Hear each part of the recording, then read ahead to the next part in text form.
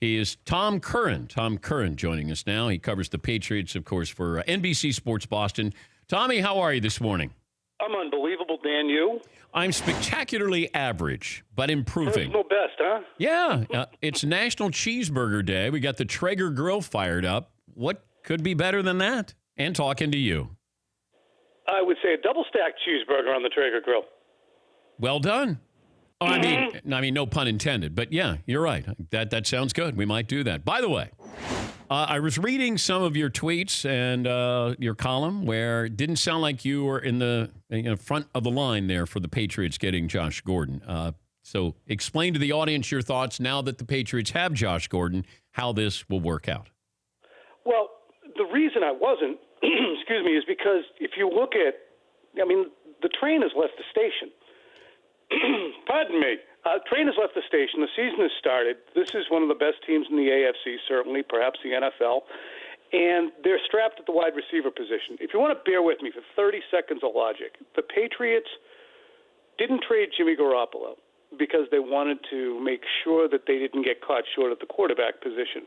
So they end up settling for a second-round pick. They just drop him off on the stoop over in San Francisco.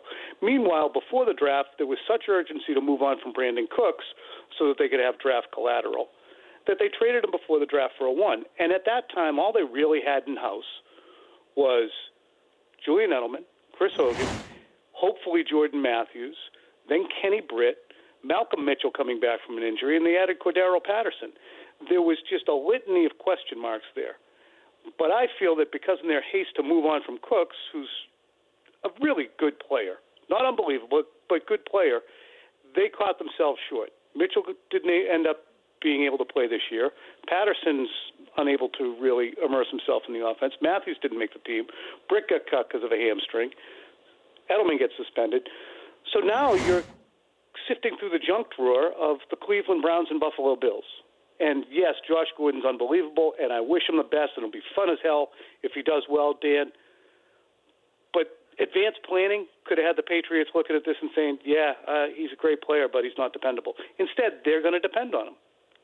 How was that? It's good. Yeah, I didn't know Jimmy Garoppolo would factor into this, but everything. I did think, well, we've already talked about that I still don't believe that that's all you got for Jimmy Garoppolo. But the Brandon Cooks angle is interesting as well, because I thought you had somebody who gave you a deep threat and something that the Patriots did not have. We didn't know Edelman was going to be suspended. Gronk, you re-sign him, and you would still have the elements of having throw in Hogan as a pretty, capable wide receiving corps. So why did they give up on Brandon Cooks?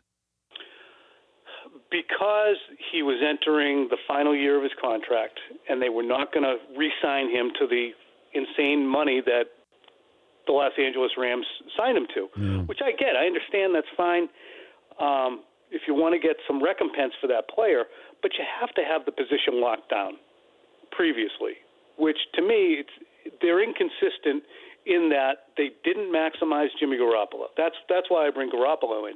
If you maximized him at a position that you really didn't need to worry about, backup quarterback, as you can see with Brian Hoyer there, if you maximize the return on him, then you wouldn't have to try and maximize return on Brandon Cooks.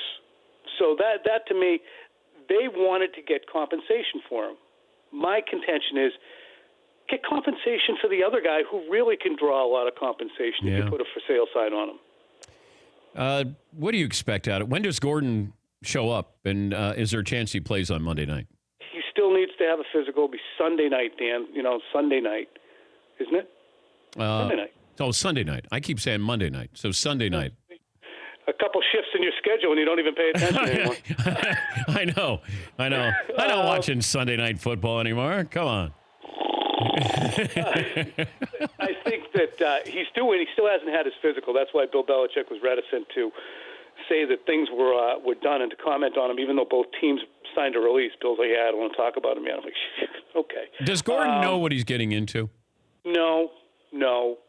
I don't think that he's known what he's getting into. I mean, I think that he lives life not knowing what he's getting into. Yeah. Unfortunately. And, there's a level of sympathy you can have and empathy you can have for somebody who's struggling with addiction and substance abuse. But this is no longer the fault of the Cleveland Browns or the NFL rules or anything else. The ball's in Josh Gordon's court. You know, people compare him to Randy Moss, and I understand talent-wise, but Randy Moss had a career that was brilliant. Josh Gordon had a season 5 years ago. I know. So, you know, I do know that Tom Brady's patience level for players who are not dependable is low. Doesn't matter how talented you are, how high you can jump, or how fast you are. So, you know, if he's not sure that Josh Gordon is going to be where Josh Gordon is supposed to be on a particular route, doesn't matter how fast he gets to where he's not supposed to be. Talking to Tom Curran of NBC Sports Boston, covers the Patriots. Would the Patriots have made this move had they beaten Jacksonville?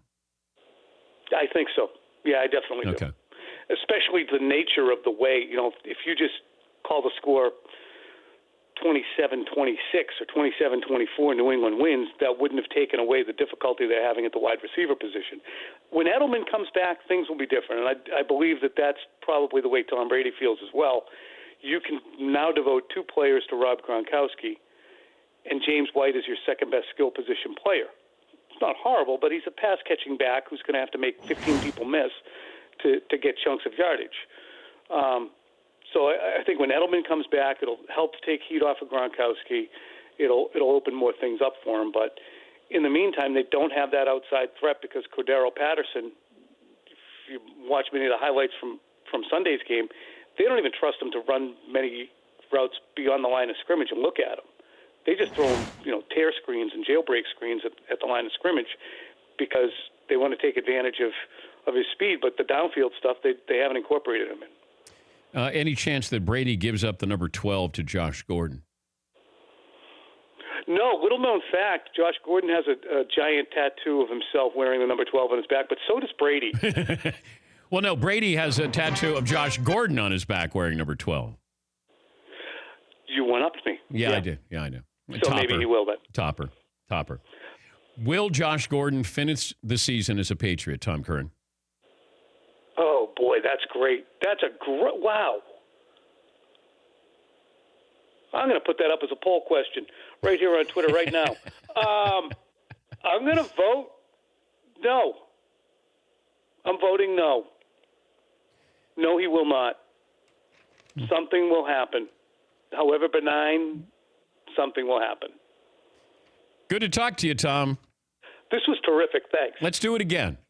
Okay. That's Tom E. Curran, Patriots Insider, NBC Sports, Boston. Not Tommy Curran, Tom E. Curran. For more Dan Patrick Show, tune to Audience Channel 239 on DirecTV or download the Dan Patrick Show app.